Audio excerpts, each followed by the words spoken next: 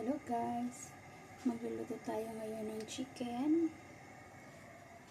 Ito yung mga ingredients ko: spring onion, singkamas, black fungus, bawang, luya, sibuyas, tapos yung chicken thigh, tapos carrots, celery, at saka yung mix bell pepper.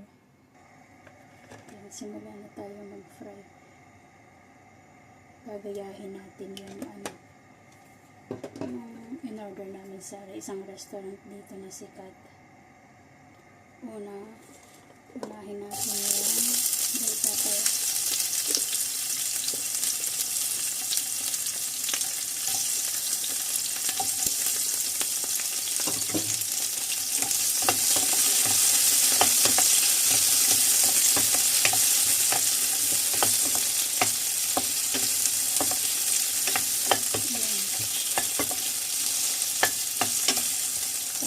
Set aside natin siya. Tapos, isusunod natin yung luya. Isasangkot siya natin hanggang lumabas yung aroma niya. Yan. Yan. Tapos, isusunod natin yung sibuyas.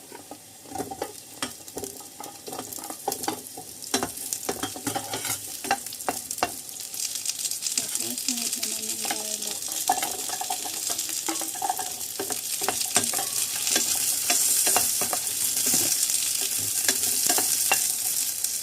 Paglabas ng aroma,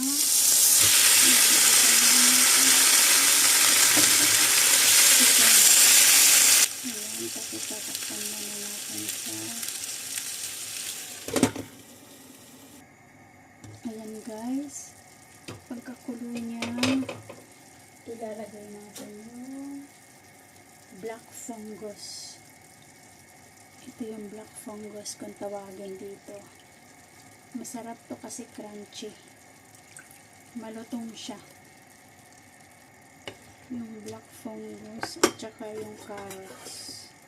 Ilagay na natin yung carrots. Yan.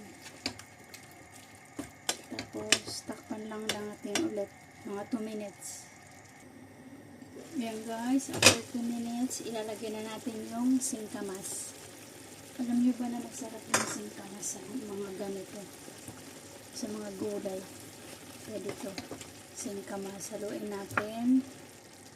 Hindi natin yan masyadong patatagalin para maging still crunchy siya. Tapos, saka natin ilalagay yung ating celery. Yung ating pampako.